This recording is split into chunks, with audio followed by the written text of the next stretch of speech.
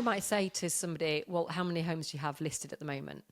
And they might say 25. How many homes do you usually have listed? Well, we usually have listed 30. But they're not telling me what the target is. No. They're telling me it's like it's a passive what they measurement. need. Or what they need, exactly. So it's funny, we do something called Lead Generation Planner, which we've mentioned a few times on the pod. And if you want access to it, then just send me an email, sam@ajmastermind.co.uk. I'll pop one over to you.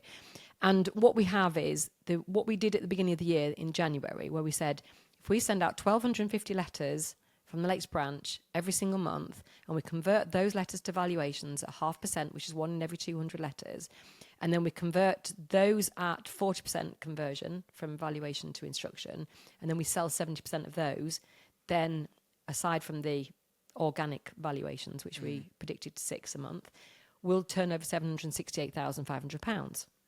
And it's very clear. Now, we've just done a check at well, obviously we've checked it as we've gone along, but we did this for a direct mail workshop that we ran a couple of weeks ago. And so we did a year to date, right, where are we up to on this? And we could see that the letters were converting at 1.38%, so converting at much higher to valuations than we expected, but we were only converting from those to an instruction because of the sort of speculative nature of some of these valuations at 34%, so we're 6% down there, and then we're only selling at 65%, so we're 5% down. But we could see what that does at the end of the year, and we could see which levers we need to move. So do we need to send out more letters? And you can move that on a quarterly basis or more frequently than that if you needed. But it's like these are happening to people because they are, and this is what I said to them, and we've said this countless times on the podcast and outside the podcast, where we've gone, if you are only generating word of mouth valuations, you are being referred, or people are referring themselves to you. So you're not in control of that number. No. And you can't increase it. I think I might have mentioned this on the last podcast, but over let's say that a 21-year period, for the first 1, 2, 3, maybe 5 if you're lucky, motivation is high. Oh, yeah. You're building. You still felt like a new business, exciting. I'm sure. Yeah. It's what happens when motivation's gone that's the challenge. Yes. And it's why having a structure and having a discipline and measurements will always outweigh motivation, because they have to happen whether you're feeling up to it or not. And if they don't happen and you're not motivated, at least you can see you've missed it. You don't just feel crap. Yeah. And I think that's a really good point. I like what you said, actually. Measurements outweigh motivation. Because actually measurements come from discipline. It's from those habits, isn't it, every single day? And I think if all he'd done was find a measurement that he could control 21 years ago, or when the motivation started wearing off in, 16 years ago, then he could have plugged that in and he would have a much stronger business. But if you read socials, when the likes of Chris Watkin and others put out their clickbaity posts, all the comments are a clear indication on what agents actually measure. So it'll be their fee, it'll be their conversion rate, it might be, it's all information that actually is pretty irrelevant to the end result. Yes, the higher the fee, the better. But if you're focusing on your fee, and that's your sole measurement, then it doesn't actually tell any of the story. No. It doesn't show you any picture.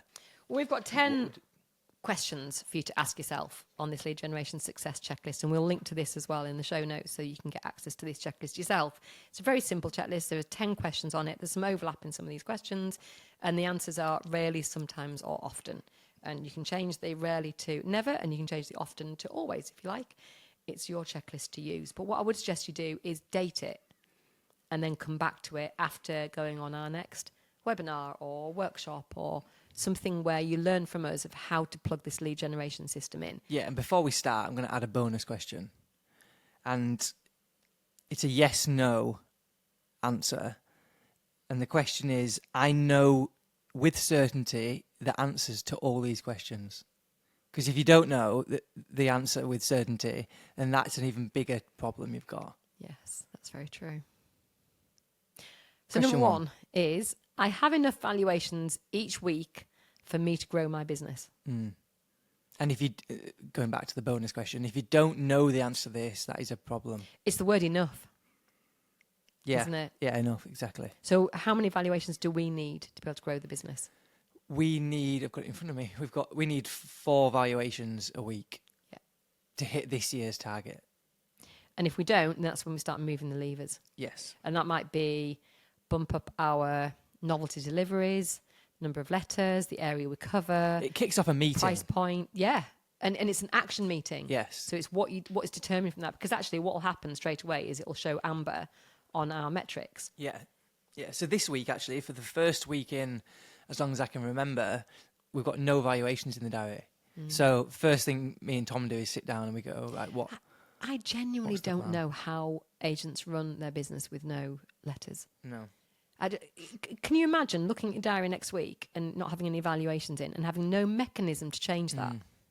That would be very scary, especially if your target or your market is high value homes. Yeah, we actually, funny enough, have 3 in the following week, which doesn't really make sense. But and last week we had 5 instructions, so it all balances its way out. But having the knowledge that we need for valuations this week, and then having the tools to go back to and go, right, this is what we need to do.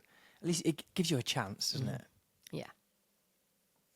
Number 2. Question 2, yeah. Our lead gen system allows us to predict and increase our company revenue. That's a big one, isn't it? Yes. Predict and increase. We can plug in, we'll send really round numbers. We'll send 1,000 letters this month. That'll give us 16 valuations. That'll give us 10 instructions. I'm just plucking figures out thin air here.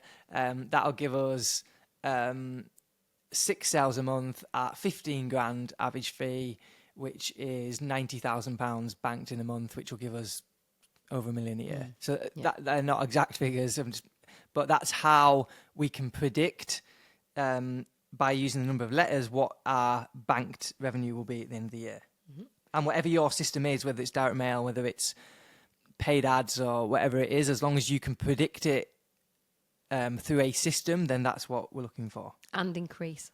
And increase. Well, and know what to do to increase it. So some of this we need to hat tip Mike Cole, actually, don't we, from the Imagine Group, because we had a session with him a couple of years ago, and he was all about his numbers and his agency, and it was all about what he could change versus what he couldn't change. So what metrics he could control.